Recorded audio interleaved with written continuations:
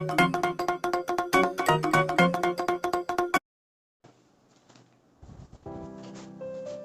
साथियों, आज हम संज्ञा प्रकरण के बारे में पढ़ेंगे।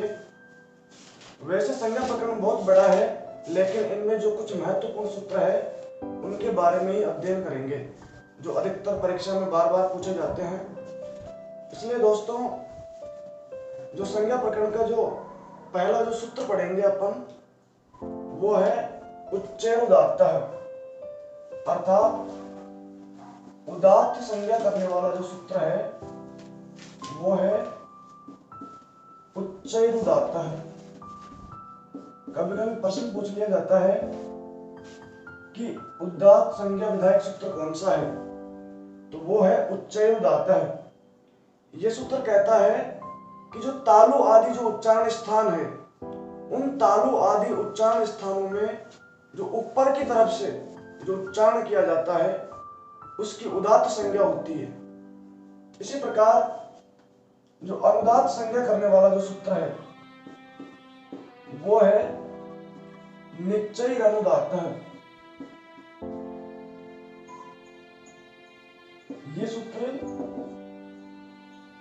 अनुदात्त संज्ञा करता है और यह कहता है कि जो तालु आदि जो उच्चारण स्थान है उनसे नीचे की तरफ से जो उच्चारण किया जाता है उसकी अनुदात्त संज्ञा होती है। इसी प्रकार एक स्वरित संज्ञा विधायक सूत्र है और उसका नाम है समाहार स्वरितः। समाहार स्वरितः सूत्र है, ये उदात्त और अनुदात्त दोनों का मिश्रण है। अर्थात यो कहे कि जो मध्य भाग से जो उच्चारण किया जाता है उसकी स्वरित संज्ञा होती है। इस प्रकार से दोस्तों, ये जो निश्चैरनुदात्तः सूत्र है ये अनुदात्त संज्ञा करता है और अनुदात्त संज्ञा के जो चिन्ह होता है वो इस प्रकार का सूत्र होता है। जैसे एक शब्द है अर्वांग, इसके बारे में वैसे अपन ने पहले पढ़ लिया था, इसलिए इसके लिए एक ऐसा चिन्ह होता है नीचे अधोरेखा।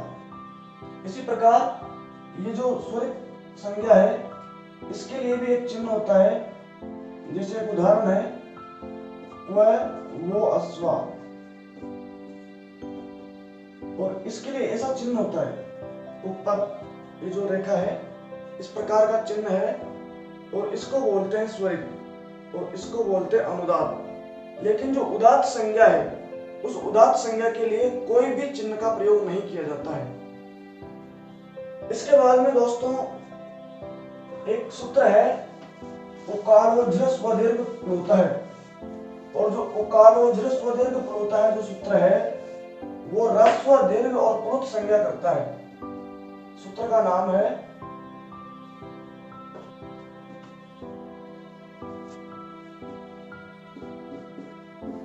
उकारोज्झ्र स्वदीर्घ प्लुतः।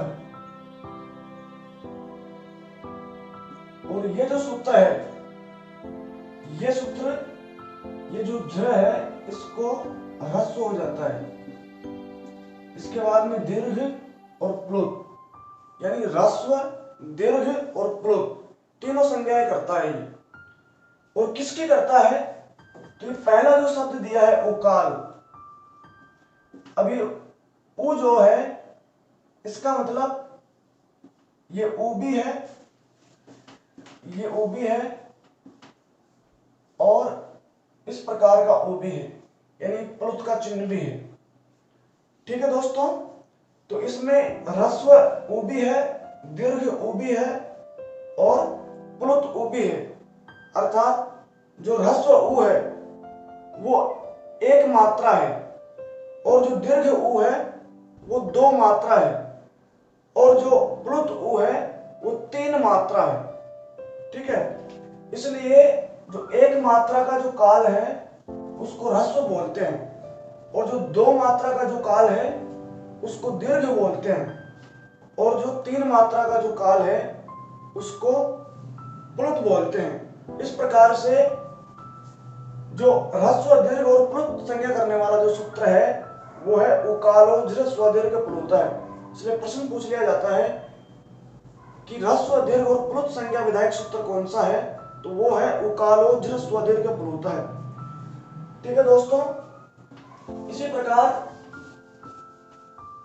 आगे जो संज्ञा पढ़ते हैं वो पढ़ते हैं आदिरंतेन सहिता, अर्थात प्रत्याहार संज्ञा करने वाला सूत्र। जैसे इनका संक्षिप्त में उल्लेख पहले भी कर लिया है, एक बार और कर लेते हैं। आदिरंतेन सहिता, ये कहता है सूत्र कि आदि वर्ण के साथ, आदि का अर्थ होता है प्रारंभ, यानी जो प्रारंभिक जो वर्ण है उसके साथ जो अंतिम वर्ण है, उस अंतिम वर्ण के साथ साथ जो बीच में जो वर्ण आते हैं उनकी प्रत्याहार संज्ञा करता है। लेकिन उसमें जो अंतिम जो वर्ण है उसका ग्रहण नहीं किया जाता है, यानी आदि से लेकर के और मध्य में जो वर्ण आते हैं उनकी क्या होती है, प्रत्याहार संज्ञा। जैसे इसको एक उदाहरण से समझे कि एक अण प्रत्याहार है। अब अण प्रत्याहार में ए, ई, उ, लेकिन इसमें ण का ग्रहण नहीं होगा क्योंकि ये आदि और मध्य यानी प्रारंभिक वर्ण और बीच में जो वर्ण आए हैं उनकी प्रत्याहार संज्ञा करता है। ठीक है दोस्तों, इसमें जो अंतिम जो इत संज्ञक वर्ण है उस अंतिम इत संज्ञक वर्ण का ग्रहण नहीं होता है। ठीक है, इसलिए ये जो सूत्र है ये प्रत्याहार संज्ञा विधायक सूत्र है। कभी कभी विद्यार्थियों को कंफ्यूजन होता है कि जो संहिता है इसको लोग संहिता संज्ञा मान लेते हैं कि जो आदिरंतेन जो सूत्र है ये संहिता संज्ञा करता है, लेकिन ये गलत है। ये संहिता संज्ञा नहीं करता है, ये संहिता लिखा है और संहिता का अर्थ होता है सहइता, और इसका अर्थ है कि जो इत संज्ञक है उसके सहित, ये इसका अर्थ है कि जो इत संज्ञक है उसके सहित जो मध्य में जो वर्ण आए हैं, ठीक है, लेकिन जो अंतिम जो इत संज्ञक वर्ण है उसका इसमें ग्रहण नहीं होता है। ठीक है, यानी प्रारंभिक वर्ण के सहित जो मध्य में जो वर्ण आए हैं उनकी प्रत्याहार संज्ञा होती है। इसलिए विशेष रूप से ध्यान रखने की बात है कि ये जो सूत्र है ये संहिता संज्ञा नहीं करता है। संहिता संज्ञा करने वाला अलग सूत्र है, पराह सन्निकर्षः है संहिता, उसके बारे में थोड़ी देर बाद में करेंगे। लेकिन ये जो सूत्र है ये प्रत्याहार संज्ञा विधायक सूत्र है। यानी कभी कभी प्रश्न पूछ लिया जाता है कि प्रत्याहार संज्ञा विधायक सूत्र कौन सा है, तो लोग कंफ्यूजन हो जाते हैं। लेकिन वास्तव में जो आदिरंतेन संहिता जो सूत्र है ये प्रत्याहार संज्ञा विधायक सूत्र है। ठीक है, इसके बाद में एक सूत्र है सुप्तिङन्तम पदम, और ये जो सुप्तिङन्तम पदम जो सूत्र है ये पद संज्ञा करता है। सूत्र का नाम है सुप्तिङन्तम पदम।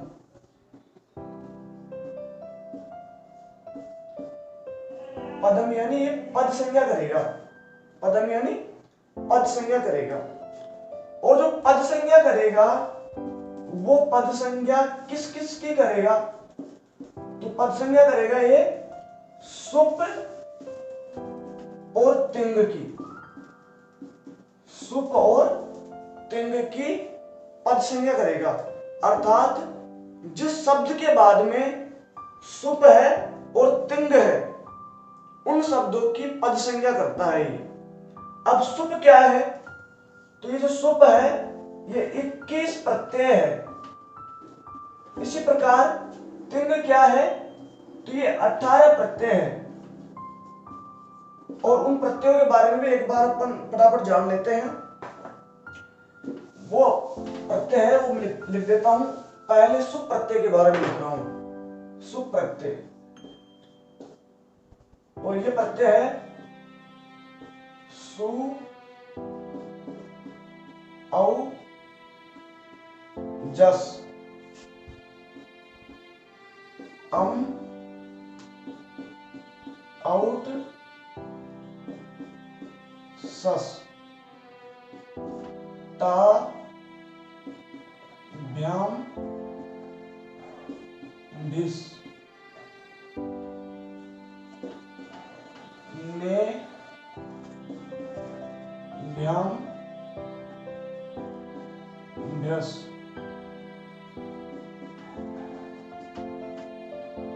नसि, भ्याम, भ्यस, नस, ओस, आम, नी, ओस, सुप। ये जो 21 प्रत्यय है, ये 21 प्रत्यय सुप कहलाते हैं। और ये प्रत्यय जिस भी शब्द के अंत में है उस शब्द की पद संज्ञा होती है। कौन से सूत्र से?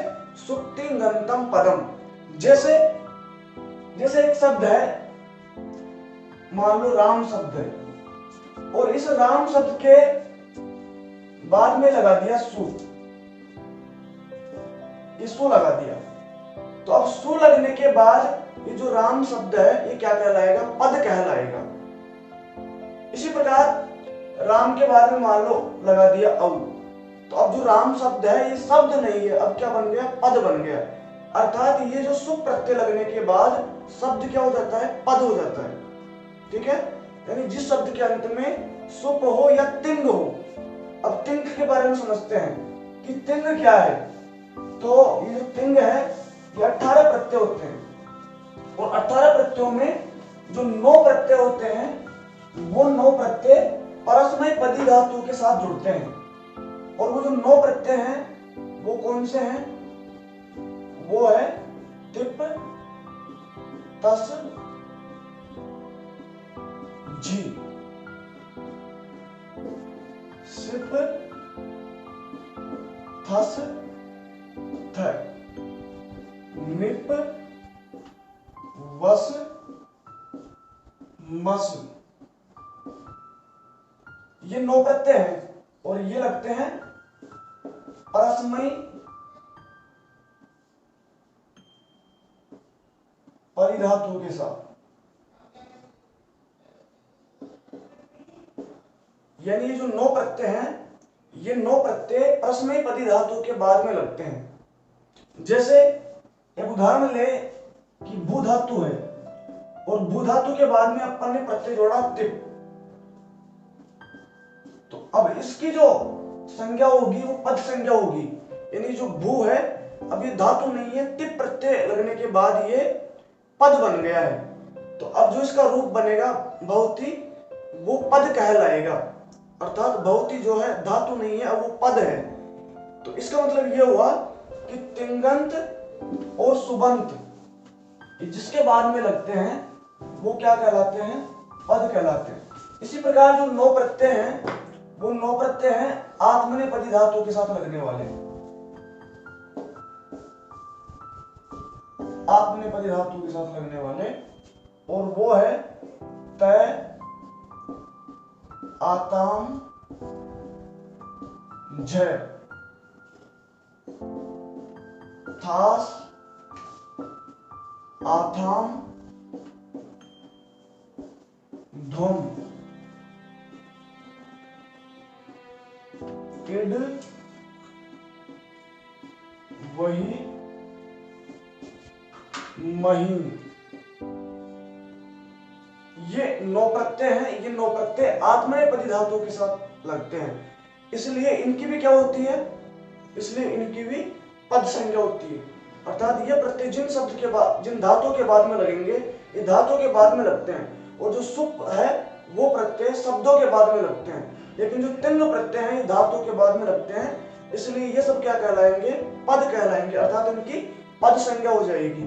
ठीक है दोस्तों, अब देखो यहाँ समझने की बात जो है कि जो अंतिम जो प्रत्यय है महिंद, इसमें अंतिम जो वर्ण आ रहा है वो आ रहा है ंग। इसी प्रकार इसका जो शुरू का जो शब्द था वो था तिप, शुरू का जो प्रत्यय था वो था तिप, और तिप में जो प्रारंभिक जो वर्ण है वो क्या है? ती। इसी प्रकार महिंद में जो अंतिम जो वर्ण है वो क्या है? ंग। इसलिए ये जो प्रत्यय हैं वो प्रत्यय क्या कहलाते हैं? तिंग प्रत्यय कहलाते हैं। क्या कहलाते हैं? तिंग प्रत्यय। इसी प्रकार जो अपन ने अभी देखा सु औजस प्रत्यय, उसमें जो प्रारंभिक जो प्रत्यय है वो है सु, और जो अंतिम जो प्रत्यय है वो है सुप। तो सुप का अंतिम वर्ण क्या है? प। इसलिए ये प्रत्यय क्या कहलाते हैं? शुभ प्रत्यय कहलाते हैं। ठीक है, यानी ये प्रत्याहार है। ये सुप क्या है? प्रत्याहार है। इसी प्रकार तिंग भी क्या है? प्रत्याहार है। यानी इसमें प्रारंभिक और जो है मध्य में जो वर्ण आते हैं उनका क्या किया जा रहा है? ग्रहण किया जा रहा है। इसी प्रकार तिंग में भी जो प्रारंभिक वर्ण है, जो अंतिम वर्ण है, उसके बीच में जो वर्ण आ रहे हैं उनका ग्रहण किया जा रहा है। इसलिए सुप और तिंग क्या है? प्रत्याहार है। और ये प्रत्यय जिनके बाद में लगते हैं उनकी क्या हो जाती है? पद संज्ञा हो जाती है। ठीक है दोस्तों, इस प्रकार से आज का जो ये संज्ञा प्रकरण था ये वैसे पूरा हो गया है। और कल दोस्तों एक विशेष बात और मैं आपको बता दूं कि कल से संधि प्रकरण, जो संधि टॉपिक है, वो शुरू होने वाला है। इसलिए ज्यादा से ज्यादा शेयर करना चाहिए, क्योंकि लोगों की जो रुचि है वो संधि प्रकरण, समास प्रकरण, कारक प्रकरण इनमें ज्यादा होती है।